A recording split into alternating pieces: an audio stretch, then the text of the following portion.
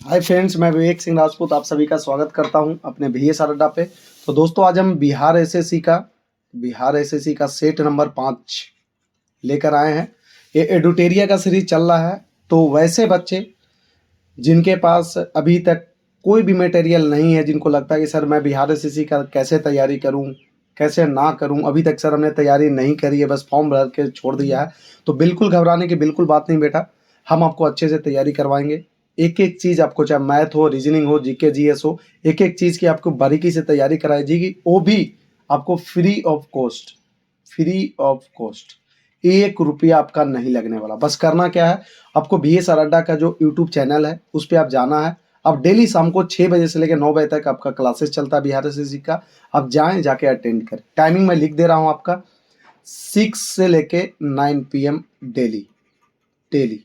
ठीक है, अब डेली आप आओ VS अड्डा पे, आपको डेली के डेली आपको वहाँ पे बताया जाएगा।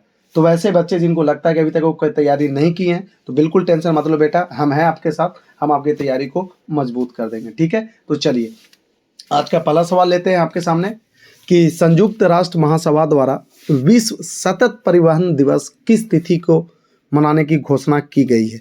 किस तिथि को मनाने की घोषणा की गई है? तो सर आपका 26 नवंबर को घोषणा की गई है कि इस तिथि से हम लोग संयुक्त राष्ट्र महासभा के द्वारा विश्व सतत परिवहन दिवस मनाया जाएगा। ठीक है, चलिए ऑपरेशन उपलब्ध का संबंध है किस चीज़ से है? तो सर जो ऑपरेशन उपलब्ध है ये आपका आरपीएफ से है। क्या है इसमें, थोड़ा बता दें कि रेलवे टिकट कालाबाजारी करने वालों की गतिविधियों पे अंकुश लगाने के उद्देश्य से रेलवे सुरक्षा बल द्वारा ऑपरेशन उपलब्ध किया गया है। ठीक है, चलिए अगला सवाल देखते हैं।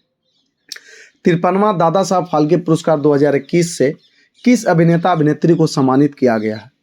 53वां पूछ रहा है, 53वां, ये बात याद रखना, ये 53वां बोला है ये। ठीक है, तो 53वां में किनको किया गया है? तो सर वहीदा रहमान को किया गया है। ठीक है, इन्हें फिल्म फेयर पुरस्कार से 1967 में सम्मानित किया गया था।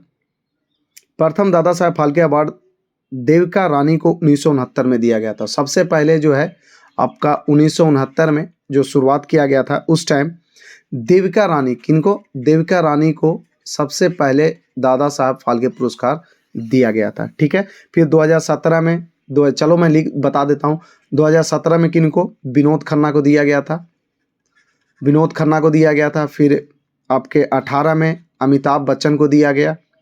फिर 19 में आपके रजनीकांत को दिया गया और 2020 में आशा पारेख को दिया गया। ठीक है, और 2021 में वहीदा रहमान को दिया गया। चलिए, हाल ही में भारत के हरित क्रांति के जनक MS स्वामीनाथन का निधन हो गया। उन्हें किस वर्ष विश्व खाद्य पुरस्कार से सम्मानित किया गया था? जो हरित क्रांति, जिसको ग्रीन रेवोल्यूशन बोलते हैं, उसके जो जन्मदाता थे वो कौन थे सर? MS स्वामीनाथन थे। उनका हाल में निधन हो गया। तो बताइए कि उनको किस वर्ष विश्व खाद्य पुरस्कार के लिए सम्मानित किया गया था? तो सर इनको 1987 में। कब सर? 1987 में इनको सम्मानित किया गया था। चलिए अगला देखते हैं। लॉजिस्टिक प्रदर्शन सूचकांक प्रतिवर्ष किसके द्वारा जारी किया जाता है? तो सर ये आपका प्रतिवर्ष विश्व बैंक के द्वारा जारी किया जाता है। अगला है, किस राष्ट्रीय उद्यान में हाल ही में गज उत्सव 2023, कौन सा गज उत्सव 2023 का आयोजन किया गया है? ये कहाँ पे किया गया है सर? तो ये आपका काजीरंगा राष्ट्रीय उद्यान में किया गया। ठीक है, थोड़ा इसके बारे में आपको बता दूं कि 9 अप्रैल 2023 को राष्ट्रपति द्रौपदी मुर्मू द्वारा काजीरंगा राष्ट्रीय उद्यान, जो कि ये कहाँ पे है सर? तो ये आपका असम में है। कहाँ पे है?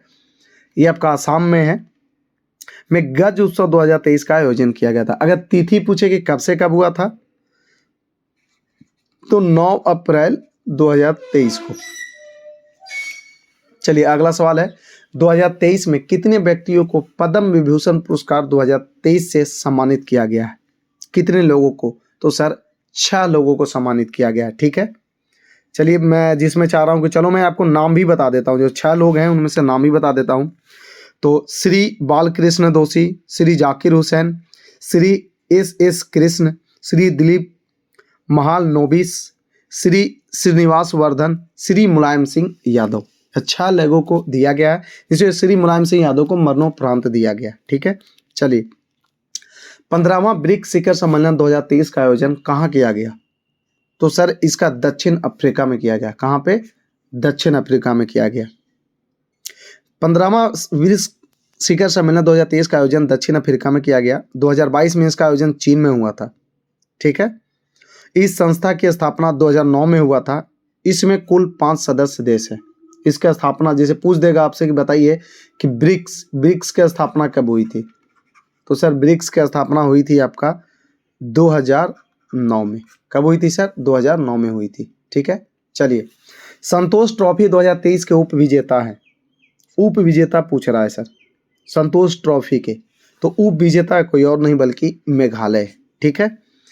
76वां संतोष ट्रॉफी 2023 का आयोजन भारत तथा सऊदी अरब में हुआ था। इस वर्ग के विजेता कर्नाटक तथा उप विजेता मेघालय है। अगर पूछेगा तो ये विनर कौन है? विनर आपका कर्नाटक है और रनर अप आपका कौन है? तो सर रनर अप मेघालय है। ठीक है। अगला सवाल है, किस आईआईटी द्वारा आब प्रहरी मोबाइल ऐप, कौन सा आब प्रहरी मोबाइल ऐप को लॉन्च किया गया? किसके द्वारा? तो सर आईआईटी दिल्ली के द्वारा।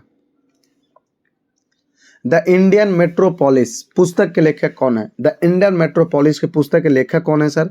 तो इसके लेखक हैं फिरोज गांधी। ठीक है।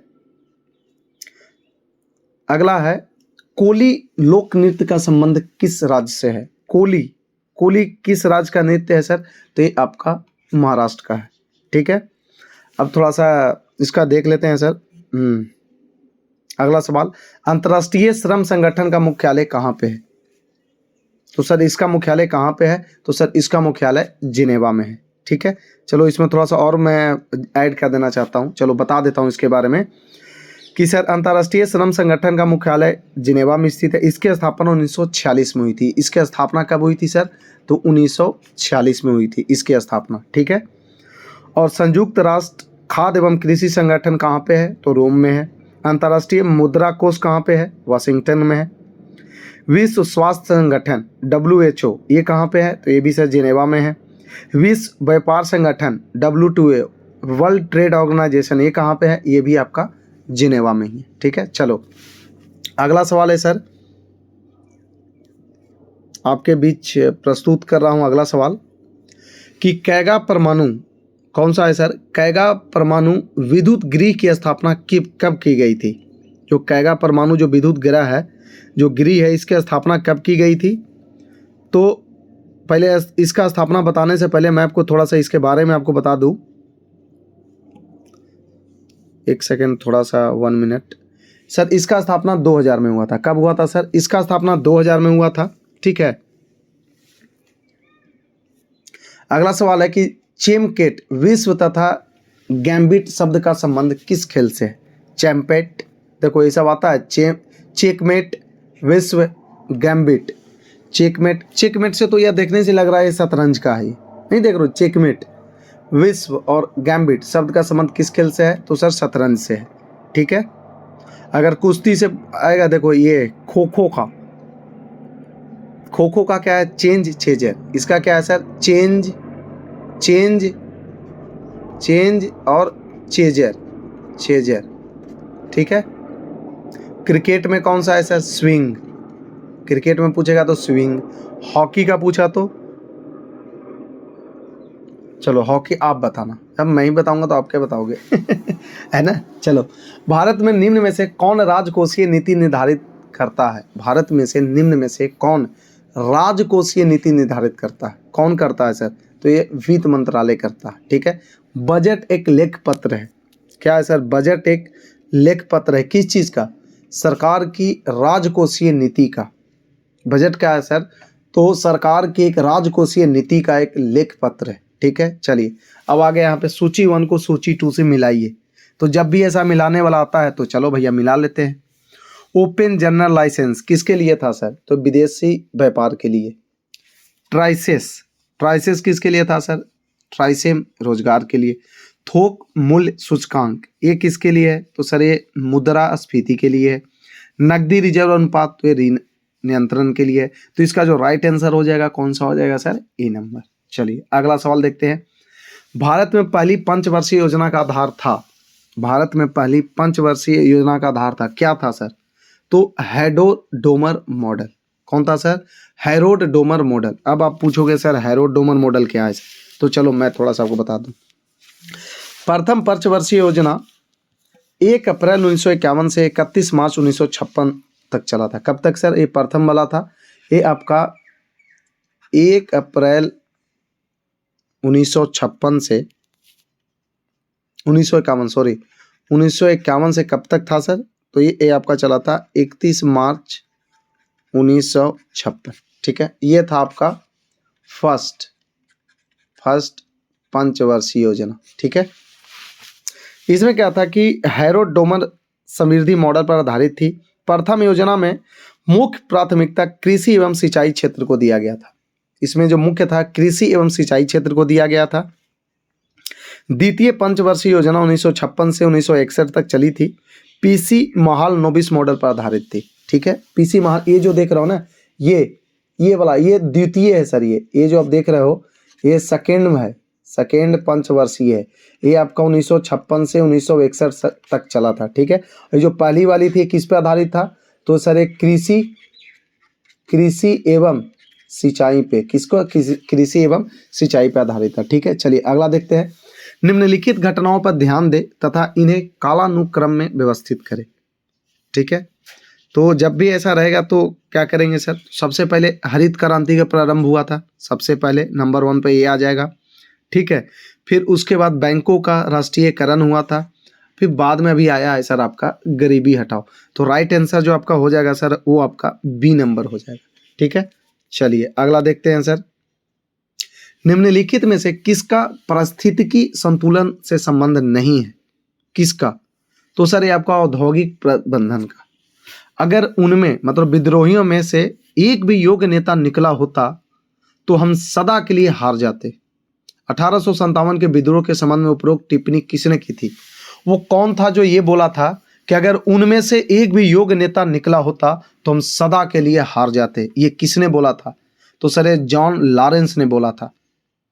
1857 के विद्रोह के संबंध में उपरोक्त टिप्पणी जॉन लॉरेंस ने की है। इस टिप्पणी का संदर्भ 1857 के क्रांति के असफल होने में योग्य नेतृत्व के अभाव से हुआ था। अगर 1857 का जो युद्ध अगर भारत हारा भी था तो क्यों हारा था सर? तो इस वजह से क्योंकि एक बहुत ही एक जो बोलते हैं ना, बहुत बढ़िया लीडर नहीं था अपने पास। ठीक है, योग्य नेता नहीं था अपने पास।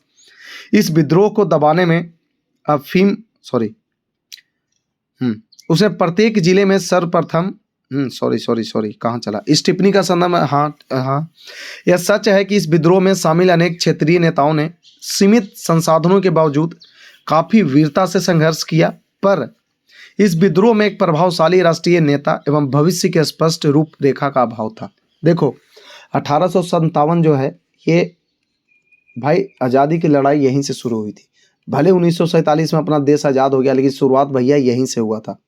ठीक है, लेकिन बाद में क्या था, 1947 में इसलिए आज़ाद हुए क्योंकि इस टाइम अच्छे अच्छे लीडर आ गए थे, चाहे महात्मा गांधी हो, नेहरू हो, बाल गंगाधर तिलक हो, एक से एक लीडर आ गए थे। ठीक है, लेकिन उस टाइम बढ़िया लीडर नहीं थे, इस वजह से हम हार गए थे। नहीं तो हमारे पास स्वतंत्रता सेनानियों की कमी नहीं था, एक बढ़िया एक लीडर का कमी था। ठीक है, चलिए भारत में न्यायिक सेवा का जनक किसे कहा जाता है? तो सर वारेन हेस्टिंग्स साहब को कहा जाता है।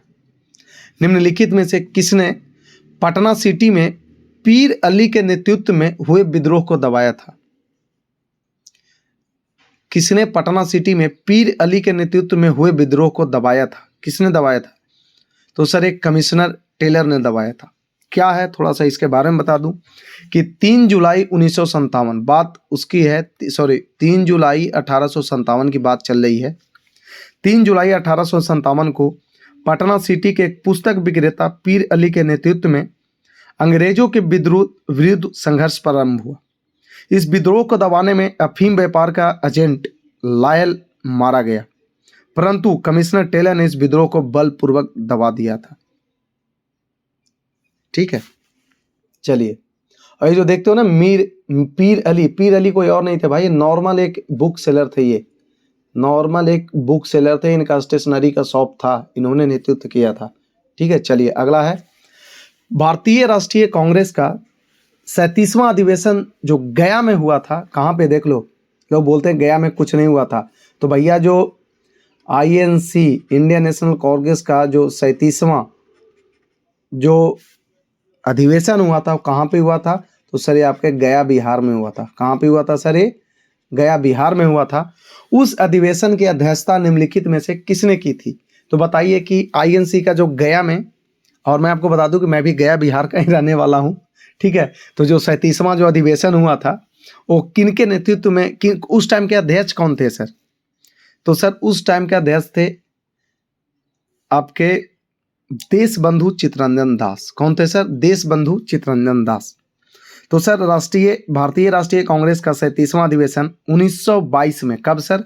तो सर ये 1922 में गया में हुआ था। इस अधिवेशन की अध्यक्षता देशबंधु चित्तरंजन दास ने की थी।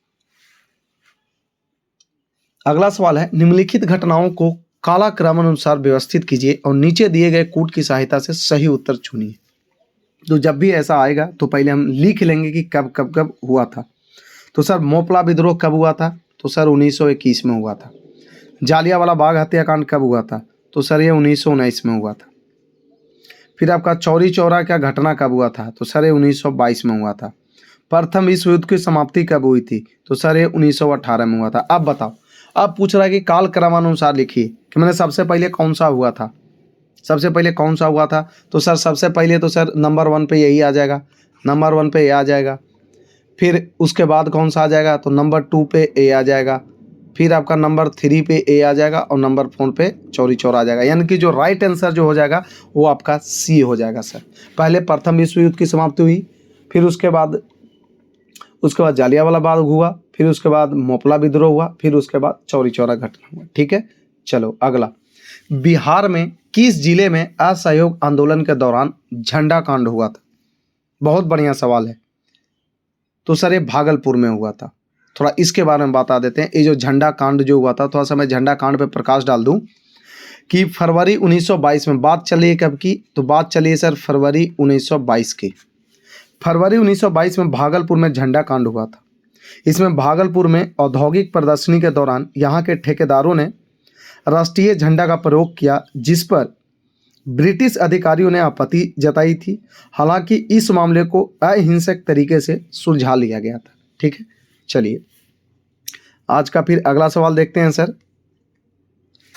कि अकबर द्वारा किए गए कार्यों का सही क्रम कालक्रमानुसार कौन सा है? भाई देख लो, पहली चीज बता देते हैं, बिहार एसएससी है, ये ऐसे सवाल पूछ रहा है जैसे लग रहा है कि जैसे कोई बीपीएससी में एकदम अंदर डीपली पूछ रहा है, समझ रहे हो।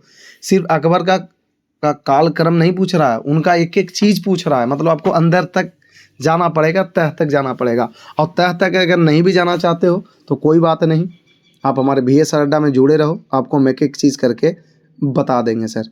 ठीक है, चलिए पहले कालक्रम निकाल देते हैं सर। चलिए हम लिख देते हैं यहाँ पे, दास प्रथा का जो अंत हुआ था, पहले मैं लिख देता हूँ फिर मैं क्वेश्चन पर बात करूँगा। जो दास प्रथा का जो अंत हुआ था, अंत कब हुआ था? तो सर 1562 में। ठीक है, तीर्थ यात्रा की समाप्ति, जो तीर्थ यात्रा का जो समाप्ति हुआ था ये कब हुआ था? 1563 में। फिर जजिया कर की समाप्ति, जो जजिया लगा था, जजिया ये कब हुआ था? ये आपका 1564 में। फिर आपका दहसाला प्रणाली लागू करना, जो दहसाला था, दहसाला प्रणाली ये कब था? 1582। अब देखो, अब इसके अकॉर्डिंग आप पता लगा सकते हो। अब थोड़ा चलते हैं। तीर्थ यात्रा कर की समाप्ति मतलब दास प्रथा का अंत, जजिया कर की समाप्ति, दहसाला प्रणाली का लागू करना, ये चार चीज़ें इसमें दिया हुआ। देखो अगर आप ऐसे भी चाह सकते हो, एक नंबर चीज़ है, पहला क्या पूछा? तीर्थ यात्रा की समाप्ति कब हुई थी? तो 1562। दास प्रथा का अंत कब हुआ था सर? फिर दूसरा दास प्रथा पूछ रहा है, फिर तीसरा जजिया पूछ रहा है, चौथा आपका दहसाला का पूछ रहा है। ठीक है, तो इसका जो राइट आंसर हो जाएगा सर वो आपका सी हो जाएगा। सबसे पहले दास प्रथा का अंत हुआ, फिर तीर्थ यात्रा कर की समाप्ति हुई, फिर जजिया कर की समाप्ति हुई, फिर दहसाला प्रणाली लागू हुआ। क्यों? देख लो आप, 62, 63, 64 और 82। ठीक है, चलो। दारा शिकोह किस सूफी मत से प्रभावित था? दारा शिकोह तो सर ये कादरी संप्रदाय का था। ठीक है, दारा शिकोह कादरी संप्रदाय से प्रभावित था। कादरी सिलसिला के प्रमुख संत मुल्ला इनके आध्यात्मिक गुरु थे। दारा शिकोह ने उपनिषदों का अनुवाद सिर ए अकबर के नाम से किया था। ठीक है, चलिए निम्नलिखित में से कौन सा हड़प्पा कालीन नगर 3 भागों में विभाजित था, 3 भागों में व्यवस्थित था? कौन सा था सर 3 भागों में? तो सर ये धौलावीरा था। कौन सा था सर? तो धौलावीरा था। अगला है विश्व बौद्ध संगति में अनुशासन को लेकर मतभेद के कारण बौद्ध संघ स्थाविर एवं महासंघिक में विभाजित हो गया। स्थावित और महासंघिक में विभाजित हो गया। तो कौन सा संगति था सर? वो कौन सा संगति था? तो सर ये आपका द्वितीय संगति था। थोड़ा इसमें मैं विचार कर लूँ तो द्वितीय बौद्ध संगति का आयोजन काला शोक के समय 383 ईस्वी में हुआ था। कब हुआ था ये आपका? 383 ईस्वी में हुआ था, काला शोक के टाइम पे। किसके टाइम पे? काला शोक के टाइम पे हुआ था। ठीक है, पूर्व में वैशाली में साबा कामी के अध्यक्षता में हुआ। इसी बौद्ध संगति में बौद्ध भिक्षुओं ने अनुशासन को लेकर मतभेद कारण स्थाविर एवं महासंघिक में बौद्ध संघ का विभाजन हो गया। ये कहाँ पे हुआ था सर? तो ये आपका वैशाली में हुआ था। ठीक है, उसमें क्या था सर? तो ये 2 भागों में विभक्त हो गए थे। ठीक है, चलिए अगला, मौर्य काल में संस्था एवं संचार। मौर्य काल में संस्था एवं संचार का संबंध निम्नलिखित में से किससे था? तो सर एक गुप्तचर व्यवस्था से रिलेटेड था। ठीक है, चलिए मेगास्थनीज द्वारा भारतीय समाज को 7 वर्गों में बांटा गया। मेगास्थनीज क्या बोला था कि भारतीय समाज को 7 वर्गों में बांटा गया। निम्नलिखित में से कौन सा 7 वर्गों में सम्मिलित नहीं था? जो 7 वर्ग था उसमें से कौन सा था जो सम्मिलित नहीं था? तो सर वो क्षत्रिय था, जो इन 7 वर्गों में नहीं आता था। ठीक है, थोड़ा इसमें देख लेते हैं। तो मेगास्थनीज ने अपनी रचना इंडिका में, कौन सी बुक में इन्होंने बताया है सर? तो मेगास्थनीज ने इंडिका जो बुक लिखा था, बुक कौन सा नाम है सर? बुक का नाम इंडिका है। तो इंडिका बुक में इन्होंने बताया था,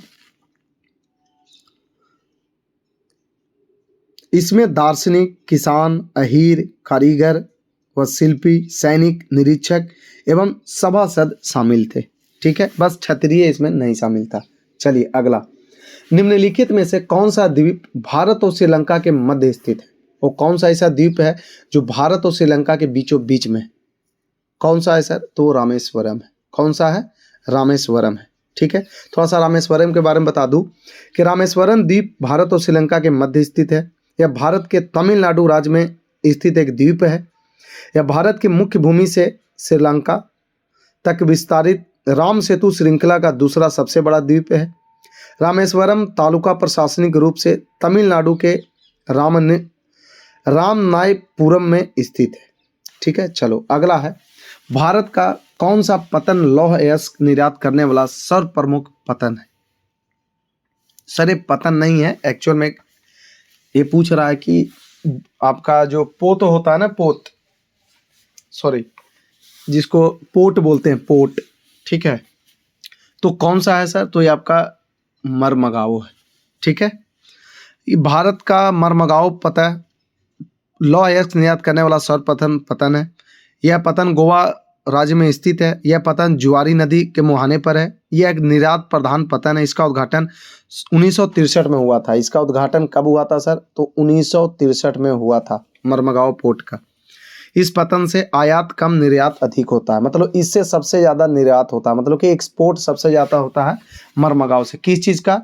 तो लौह अयस्क का, यानी आयरन ओर का। किसका सर? तो आयरन ओर का सबसे ज़्यादा इससे होता है। चलिए, हिंद महासागर में सबसे बड़ा द्वीप है। हिंद महासागर में सबसे बड़ा द्वीप कौन सा है सर? तो मेडागास्कर द्वीप है सर। कौन सा है? हिंद महासागर में सबसे बड़ा द्वीप कौन सा है सर? मेडागास्कर है। इसका क्षेत्रफल लगभग आपका 22, 66, 58, देख रहे हो इसका कितना, 2,26,658 स्क्वायर मील में है। कितना है सर? स्क्वायर मील में ये फैला हुआ है। ठीक है, यह ग्रीनलैंड, ग्यूनी और बोर्नियो के बाद विश्व में चौथा सबसे बड़ा द्वीप है। फ्रांस ने इसे 26 जून 1960 तक उपनिवेश बनाया। ठीक है, चलिए अगला, गंगा का डेल्टा निम्न में से किस प्रकार का डेल्टा का उदाहरण है? गंगा का जो डेल्टा है किस प्रकार का डेल्टा का है? तो सर ये चापाकार डेल्टा का उदाहरण है। किसका है सर? ये चापाकार डेल्टा का। ठीक है, गंगा का डेल्टा चापाकार डेल्टा का उदाहरण है। यह त्रिभुज के आकार का है। ठीक है, कैसा है सर? ये त्रिभुजाकार टाइप का है। इसमें 10,05,000 किलोमीटर से अधिक क्षेत्र शामिल है। इसमें भूटान, तिब्बत और नेपाल की नदियाँ उत्तर से बहती है। यह काफ़ी उपजाऊ क्षेत्रों में से एक है, बहुत ही फर्टाइल, ये जो है सर बहुत ही फर्टाइल लैंड है इसका, ठीक है। इसे ग्रीन डेल्टा के नाम से भी जाना जाता है और इसको ग्रीन डेल्टा भी बोलते हैं, इसको ग्रीन डेल्टा भी बोलते हैं, ठीक है। यह हुगली नदी से पूर्व में मेघना नदी तक फैला हुआ है। बांग्लादेश का एक बड़ा हिस्सा इस डेल्टा में स्थित है, ठीक है। चलिए अगला, आल्प्स पर्वत के उत्तरी ढाल के सहारे स्विट्जरलैंड में बहने वाला स्थानीय पवन है, कौन सा है सर? तो ये फान है, फान है, ठीक है। इसके बारे में थोड़ा बता दूं कि आल्प्स पर्वत के उत्तरी ढाल के सहारे फान स्विट्जरलैंड में बहने वाला स्थानीय पवन है, जो कि एक गर्म एवं शुष्क पवन है। एक ऐसा है सर, गर्म है और शुष्क है। इसका तापमान 15 से 20 डिग्री तक होता है। कितना सर? ये 15 से 20 डिग्री तक का होता है, ठीक है। यह पवन स्थानीय फसल अंगूरों को जल्दी पकाने में सहायता करती है, ठीक है। चलिए अगला, भूकंप का सर्वाधिक प्रभाव होता है, कहाँ पे होता है सर भूकंप का सबसे सर्वाधिक प्रभाव? तो सर भूकंप का सर्वाधिक प्रभाव अधि केंद्र पे होता है। किस पे होता है सर? ये अधि केंद्र पे होता है। चलिए अगला है, निहारिका क्या है सर? तो निहारिका एक तप्त गैस का बादल है, ठीक है। चलिए अगला, तो बेटा ये बिहार एसएससी इंटर स्तरीय प्रैक्टिस सेट नंबर आपका 5 है जो चल रहा है आपका एडुटेरिया का। तो वैसे बच्चे जो अभी तक नहीं पढ़े हैं, नहीं स्टार्ट किया स्टडी, कोई बात नहीं बेटा, अभी भी वक्त है। आप अभी से भी हमारे साथ VS अड्डा में जुड़ जाओ। मैं आपको लिखित में दे रहा हूँ कि इस बार आपका सिलेक्शन होगा ही होगा। अगर आप हर वीडियो को देखते हो, उसको जाके घर में रिवाइज करते हो, उसको जाके फिर से पढ़ते हो, तो आपका सिलेक्शन होना ही होना है बेटा, ठीक है। चलिए अब ये पूछ रहा है कि वन्य जीव अभयारण्य एवं राज्य, चलिए नामदफा कहाँ पे है सर? तो नामदफा आपका अरुणाचल प्रदेश में है। फिर पेरियार कहाँ पे है? तो सर पेरियार आपका केरल में है। फिर बांदीपुर आपका कर्नाटक में है। फिर लामजाओ कहाँ पे है सर? तो मणिपुर में है। तो जो राइट आंसर देख लो, A का 2 किस में आ रहा है? तो सर इसको ऊपर कर लेता हूँ, A का 2 तो सर A में ही आ रहा है। तो इसका राइट आंसर कौन सा हो जाएगा सर? A number. चलिए अगला, निम्नलिखित में से कौन सी महत्वपूर्ण विशेषता संघीय सरकार की है? कौन सी महत्वपूर्ण विशेषता? तो चलिए थोड़ा सा ये देख लेते हैं। तो सबसे पहले है सर आपका 1 2 3, ओके, संविधान की सर्वोच्चता, 2 या अधिक स्तरों वाली सरकार, आपातकालीन प्रावधान, ठीक है। आपातकालीन प्रावधान संघीय नहीं है बल्कि एकात्मक सरकार की विशेषता है, जबकि संविधान की सर्वोच्चता, लिखित संविधान, 2 या 2 से अधिक स्तरों वाली सरकार, स्वतंत्र न्यायपालिका आदि संघीय सरकार की विशेषता है, ठीक है। पूछ रहा है कि संघीय सरकार की विशेषता बताएं, कौन कौन सा है? तो संविधान की सर्वोच्चता, 2 या अधिक स्तरों वाली सरकार, आपातकालीन प्रावधान,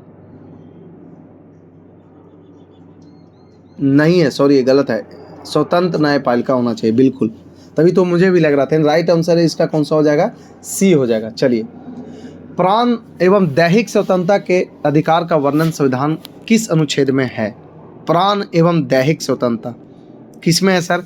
तो अनुच्छेद 21 में है, ठीक है। चलिए थोड़ा सा मैं इसके बारे में आपको बता दूं। और अनुच्छेद 20 किसका बात करता है सर? तो अपराधों के लिए दोष सिद्धि के संबंध में संरक्षण। अनुच्छेद 23 क्या बोलता है? तो मानव दुर्व्यवहार एवं बाल श्रम का निषेध। फिर अनुच्छेद 22 क्या है? तो कुछ दशाओं में गिरफ्तारी और निरोध में संरक्षण, ठीक है। चलिए अगला, किस राज्य के लोक सेवा आयोग के कार्यों को निम्नलिखित में से किस एक के अनुमोदन से संघ लोक सेवा आयोग को सौंपा जा सकता है? तो सर वो भारत के राष्ट्रपति के अनुमोदन पे। चलिए, निम्नलिखित में से नीति निर्देशक तत्वों के बारे में क्या असत्य है? नीति निर्देशक तत्वों के बारे में, तो संविधान के भाग 4 में नीति निर्देशक तत्वों का वर्णन है, बिल्कुल ये सही है सर। आयरलैंड के संविधान से नीति निर्देशक तत्व की प्रेरणा ली गई है, बिल्कुल सही है। नीति निर्देशक तत्व न्यायालय में परिवर्तनीय नहीं है, बिल्कुल सही है। इनका मूल उद्देश्य राजनीतिक लोकतंत्र की स्थापना करना है, बिल्कुल गलत है, ठीक है। नीति निर्देशक तत्व का मूल उद्देश्य लोक कल्याणकारी राज्य की स्थापना करना तथा सामाजिक एवं आर्थिक लोकतंत्र की स्थापना करना है, जबकि राजनीतिक लोकतंत्र की स्थापना मूल अधिकार का लक्ष्य है। अन्य सभी कथन सत्य है सिवाय D नंबर का, ये गलत है, ठीक है। चलिए अगला देखते हैं सर, वर्तमान में राज्यसभा के कितने सदस्य केंद्र शासित प्रदेशों से चुनकर आते हैं? वर्तमान में तो सर 8। कितने सर? 8। थोड़ा इसके बारे में दिखा दे आपको कि सर राज्यसभा के संबंध में 80 में बंधित है। राज्यसभा के सदस्यों की अधिकतम संख्या 250 हो सकती है। वर्तमान में राज्यसभा में 245 सदस्य हैं। कुल कितने सदस्य हैं सर? तो 245 सदस्य हैं, जिनमें राज्यों से 225, जिनमें स्टेट से कितने? 225, यूनियन टेरिटरी से 8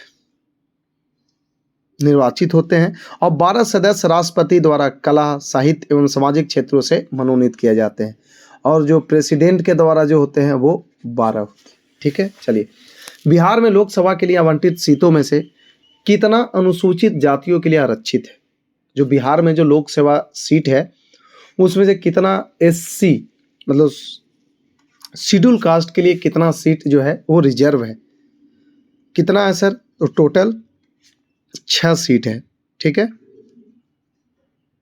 और कुल अगर पूछे बिहार में कुल अगर ऐसे पूछे कि बताइए कि बिहार में कुल कितना है सर, तो कुल 40 सीट है। टोटल कितना है सर बिहार में? एमपी 40 सीटें हैं सर एमपी का। ठीक है, अगला सवाल है, भारत के राष्ट्रपति पर महाभियोग चलाने के लिए कम से कम कितने दिनों की पूर्व सूचना आवश्यक है? तो सर कम से कम 14 दिन की पूर्व सूचना आवश्यक है। भारतीय निर्वाचन आयोग को सर्वप्रथम किस वर्ष बहुसदस्यीय निकाय बनाया गया? किस वर्ष? तो सर 1989 में बनाया गया था। जनसंख्या नियंत्रण एवं परिवार नियोजन संविधान के 7वें अनुसूची के किस सूची का विषय है? पूछ रहा है कि जो जनसंख्या नियंत्रण एवं परिवार नियोजन संविधान के 7वीं अनुसूची के किस सूची का विषय है? जो 7th शेड्यूल है संविधान का, उसमें जो जनसंख्या नियंत्रण एवं परिवार नियोजन है, तो बताइए कि वो उसमें से किस सूची में आता है ये? तो सर ये समवर्ती सूची में आता है। किस में आता है सर? ये समवर्ती सूची में आता है। अगला है, वाहनों में लगे रियर व्यू मिरर द्वारा उत्पन्न आवर्धन होता है, क्या होता है सर? तो 1 से कम होता है। कितना होता है? 1 से कम होता है। चलिए अगला सवाल देखते हैं कि जब हम अपने बिजली बिल का भुगतान करते हैं तो हम किसके लिए भुगतान कर रहे हैं? बहुत बढ़िया सवाल, ये लॉजिकल सवाल है। ये जो आप देख रहे हो ना, इसमें आपको लॉजिक लगाना है, लॉजिक वाला सवाल है कि जब हम अपने बिजली बिल का भुगतान करते हैं तो हम किसके लिए भुगतान कर रहे हैं? उपयोग हुए चार्ज के लिए, उपयोग हुए करंट के लिए, उपयोग हुए पावर के लिए, या उपयोग हुए एनर्जी के लिए? किसके लिए हम लोग करते हैं सर, बताइए। तो सर इसका जो राइट आंसर है वो हुए उपयोग हुए एनर्जी के लिए। अब भैया आप पूछ दोगे कि सर ऐसा क्यों? तो देखिए, बिजली बिल का इकाई जो होता है किलोवाट आवर होता है। क्या होता है सर? किलोवाट आवर होता है, जो एक ऊर्जा की इकाई है। किसकी इकाई है सर? तो ये एनर्जी का ऐसा यूनिट है सर। इसलिए हम अपने द्वारा खपित की गई विद्युत ऊर्जा की राशि का भुगतान करते हैं। ठीक है, चलिए अगला, एक परिपथ में प्रभावी प्रतिरोध को बढ़ाने के लिए प्रतिरोधों को जोड़ा जाता है। पूछ रहा है कि एक इफेक्टिव रेसिस्टेंस को बढ़ाने के लिए रेसिस्टेंस को जोड़ा जाता है, किस में जोड़ा जाता है सर, ये बताइए। तो सीरीज में जोड़ा जाता है, क्योंकि अब सीरीज में पढ़े हैं। सीरीज में क्या है सर? तो आर इक्विवेलेंट बराबर क्या होता है? R1 plus R2 plus R3 R4 ऐसे डॉट प्लस Rn तक चलता है। तो इसमें क्या है, इसको बढ़ाने के लिए ही तो यूज करते हैं। तो किस में हो जाएगा? ये सीरीज में हो जाएगा। चलिए अगला, एक लड़की झूले पर बैठे स्थिति में झूला झूल रही है। जैसे एक लड़की है, मान के चलो यहाँ पे झूला लगा हुआ, इस पर बैठी हुई झूला झूल रही, तो झूला झूल रही तो यहाँ तक जाएगी, फिर यहाँ तक जाएगी। ये इसका क्या है? ये स्टार्टिंग पॉइंट है। ये स्टार्टिंग पॉइंट है, यहाँ जाएगी, फिर उसके बाद यहाँ जाएगी, फिर वापस आएगी, फिर यहाँ जाएगी, फिर यहाँ वापस आएगी। ठीक है, तो चलिए, एक लड़की झूले पर बैठे स्थिति में झूला झूल रही है। उस लड़की के खड़े हो जाने पर दोलन का आवर्तकाल कितना होगा? अगर खड़ा हो जाती है तो बताइए कि दोलन का आवर्तकाल कितना होगा? बहुत बढ़िया सवाल है सर। तो इसका आवर्तकाल है सर, वो क्या हो जाएगा? वो कम हो जाएगा। अब बोलेगा कैसे? ठीक है, तो आपको पता होगा कि जैसा हम जानते हैं कि जो लोलक का समय उसके लंबाई पर निर्भर करता है। टी बराबर पढ़े होंगे कि 2 पाई में √L/g था। पढ़े होंगे सर, बिल्कुल।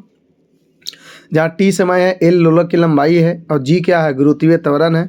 तो खड़े होने पर उसका गुरुत्व केंद्र ऊपर उठ जाएगा और बिंदु से दूरी हो जाएगी, जिससे दोलन का वर्तकाल क्या हो जाएगा सर, कम हो जाएगा। ठीक है, चलिए अगला, रॉकेट गति के किस नियम पर काम करता है? जो रॉकेट की गति है, रॉकेट गति के किस नियम पर काम करता है सर?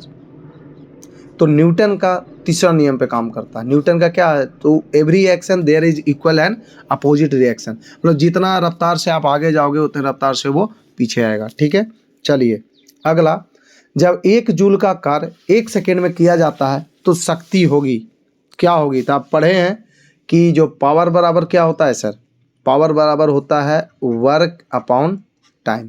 क्या होता है सर, वर्क अपॉन टाइम। अब क्या बोल रहा है कि 1 जूल का कार्य कितना सर, 1 जूल का कार्य 1 सेकेंड में, 1 जूल का काम 1 सेकेंड में करेगा तो क्या हो जाएगा सर,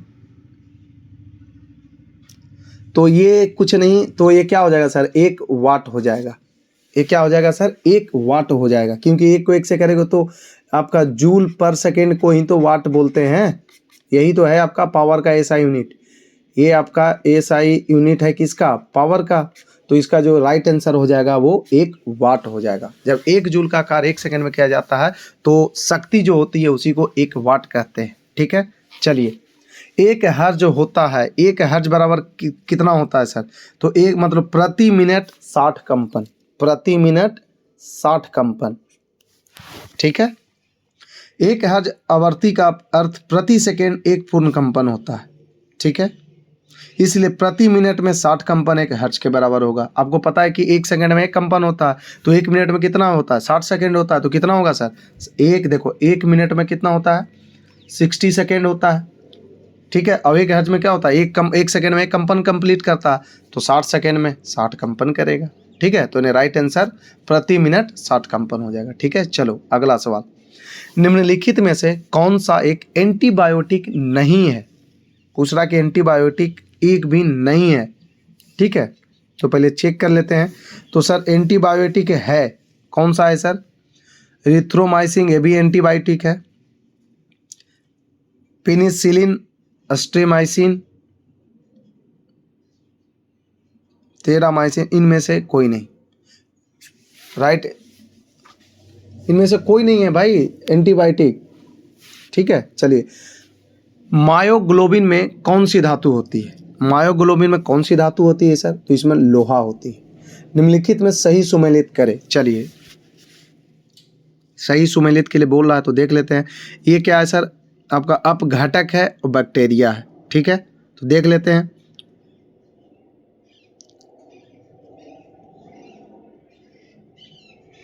अरे यार यही एक सही है, बाकी तो सब गलत है, बिल्कुल गलत है। जैसे देखो आपको उत्पादक का क्या है, तो पेड़ पौधे शैवाल हो गए। प्राथमिक उपभोक्ता कौन हो गया सर, बकरी या हिरन। द्वितीय फिर आपका गौण उपभोक्ता कौन हो जाएगा? ठीक है, चलिए फिर अपघटक बैक्टीरिया हो जाएगा। बिल्कुल, मनुष्य में एफ्लाटॉक्सिन खाद्य निष्कातन द्वारा समानतः कौन सा अंग प्रभावित होता है? मनुष्य में जो एफ्लाटॉक्सिन खाद्य विषाक्तन द्वारा समानतः कौन सा अंग प्रभावित होता है? कौन सा अंग प्रभावित होता है सर, तो ये यकृत प्रभावित होता है। ठीक है, चलिए शुष्क स्थानों जिसको मरुस्थल या बर्फीले में उगने वाले पौधों को क्या कहते हैं? जो मरुस्थल में या बर्फीले जगह पे जो पौधा जो उग जाता है उस पौधे को क्या बोलते हैं सर, तो उस पौधे को बोलते हैं जियोफाइट। उसको क्या बोलते हैं सर, जियोफाइट बोलते हैं। ठीक है, और जो नमक युक्त मिट्टी वाले पौधे होते हैं वो हेलोफाइट होता है, और जलीय क्षेत्र वाले पौधे हाइड्रोफाइट होते हैं। अब पौधे का मोटा भाग जिसमें पानी जमा रहता है उसको क्या बोलते हैं, उसको सेक्युलेंट बोलते हैं। ठीक है, चलिए टाइफाइड तथा कॉलरा उदाहरण है किसका है सर, टाइफाइड तथा कॉलरा, तो ये आपका जो है जलजन्य रोगों का। ठीक है, मानव आंखें किस तरंग दैर्घ्य की प्रकाश में सबसे सहूलियत अनुभव करता है? मानव आंखें किस तरंग दैर्घ्य की प्रकाश में सबसे सहूलियत अनुभव करता है? सबसे सहूलियत अनुभव करता है कब सर, तो ये आपका 5500 एंगस्ट्रम में। सौर ऊर्जा एटीपी में बदलती है, तो कब सर, क्लोरोप्लास्ट में। ठीक है, जब आपका फोटोसिंथेसिस होता है ना उस टाइम। ठीक है, चलिए ये था आपका फिर अगला थोड़ा देखते हैं सर, अगला सवाल कि निम्नलिखित में से किस हार्मोन में आयोडीन मिली होती है, किस हार्मोन में? तो ये सर आपका किस हार्मोन में मिली होती है? तो ये सर आपका 1 सेकेंड 1 मिनट, थोड़ा सा 1 सेकेंड में देख लेता हूँ। सवाल में थोड़ा सा कहीं पे कोई गड़बड़ी आया है, 1 मिनट। निम्नलिखित में से जो पूछ रहा है, 1 second just hold for 1 minute. तो ये है सर आपका थायरॉक्सिन के द्वारा, ठीक है, सही था। चलिए, पौधों में पानी पहुंचाया जाता है किसके द्वारा सर? तो जाइलम के द्वारा। किसके द्वारा? जाइलम के द्वारा, ठीक है। और फ्लोएम का काम कर रहता है सर, तो आपको पता ही है, फ्लोएम का काम है खाना पहुंचाना, ठीक है। चलिए, निम्न में से सबसे मीठी चीनी है, कौन सा है सर? तो फ्रुक्टोज आपका सबसे मीठी चीनी है। चलिए, सूची 1 को सूची 2 से करें, तो चलिए भाई सूची 1 को करते हैं। पॉजिट्रॉन क्या है सर? एक धनावेशित मूल कण है, इसे इलेक्ट्रॉन का विरोधीकरण कहते हैं, इसका प्रचकण होते हैं, प्रचकण, ओके। तो आपका शून्य द्रव्यमान किसका हो जाएगा सर? न्यूट्रॉन का, ठीक है। फिर आपका आंशिक आवेश किसका होता है सर? क्वार्क का। आंशिक पक्षकर्ण किसका है सर? तो ये आपका पॉजिट्रॉन का है। फिर पूर्णांक पक्षकर्ण कौन सा है सर? ये फुनान है। राइट आंसर कौन सा हो जाएगा? ए नंबर से। चलिए, निर्वात में ध्वनि की गति कितनी होती है? निर्वात बोल रहा है कि वैक्यूम में गति क्या होती है? तो सर इनमें से कोई नहीं, आपको मैं बता दूं कि वैक्यूम में साउंड का जो स्पीड होता है सर, वो आपका 0 हो जाता है। क्या हो जाता है सर? वो आपका 0 हो जाता है। इनमें से कोई नहीं। ध्वनि की गति क्या होती है? तो सर 0 होती है। क्या होती है सर? 0 होती है, ठीक है। चलिए, निम्नलिखित में से कौन सा मूल तत्व है? तो सर इसमें से हीरा ही है जो सर मूल तत्व है, ठीक है। चलिए, निम्नलिखित में से कौन सा विस्फोटक नहीं है? तो सर इसमें से नाइट्रो क्लोरोफॉर्म है जो विस्फोटक नहीं है, ठीक है। फायर अलार्म में निम्नलिखित में से किसका उपयोग किया जाता है? फायर अलार्म में किसका किया जाता है सर? फायर अलार्म में तो सर फोटोसेल का इंतजाम करते हैं हम लोग। किसका? फोटोसेल का। पुलिस द्वारा नशे में गाड़ी चलाने वाले की सांस की जांच के लिए फिल्टर पेपर पर क्या होता है? जो देखते होंगे कोई बंदा अगर गाड़ी चला रहा है, ड्रिंक एंड ड्राइव कर रहा है, तो पुलिस लोग उसका क्या करता है सर? चेक करता है। ब्रीदिंग देखते होंगे, ब्रीदिंग वाला से लगाता है, ब्रीदिंग एनालाइजर से चेक करता है। तो बताइए कि फिल्टर पेपर पर क्या होता है सर? उसमें जो रहता है क्या होता है? तो उसमें सर पोटेशियम डाइक्रोमेट सल्फ्यूरिक अम्ल होता है। पोटेशियम डाइक्रोमेट सल्फ्यूरिक अम्ल होता है, ठीक है। चलिए, अगला है बादल और वायुमंडल का तैरना किस कारण होता है? बादल और वायुमंडल, आज का आखिरी सवाल है कि बादल और वायुमंडल का तैरना किस कारण होता है? बताइए। तो ये बेटा आज का लिए ये आपके लिए क्वेश्चन ऑफ द डे हो जाएगा। ये जो 75 नंबर क्वेश्चन है, ये आपका क्वेश्चन ऑफ द डे, जिसका आंसर आप दोगे कहाँ पे? आप हमें आंसर दोगे इसको किसमें? कमेंट बॉक्स में, ठीक है। आप कमेंट बॉक्स में इसका आंसर दोगे 75 नंबर का, ठीक है। ये जो अगर आप दोगे तो ठीक है, नहीं तो मैं अगले क्लास में खुद ही आपको जवाब दे दूंगा, ठीक है। चलिए, और ये बेटा था आपका एडुटेरिया का सेट नंबर 5 है आपका। कौन सा है सर? ये आपका सेट नंबर 5 है, ये आपका कंप्लीट होता है। और जो बच्चे पूरा वीडियो देख लिए हैं, प्लीज़ आपसे मेरा रिक्वेस्ट है कि आप अपने भाइयों को, अपने दोस्तों को, सभी लोग को शेयर करें। अगर आप हमारे चैनल पर नए हैं तो प्लीज़ इस चैनल को लाइक करें, सब्सक्राइब करें एंड दोस्तों के साथ ज़रूर शेयर करें। हम फिर मिलते हैं अगले वीडियो में नए जोश, नए उमंग और नए कॉन्सेप्ट के साथ। तब तक के लिए bye bye, take care, keep signing off. जय हिंद।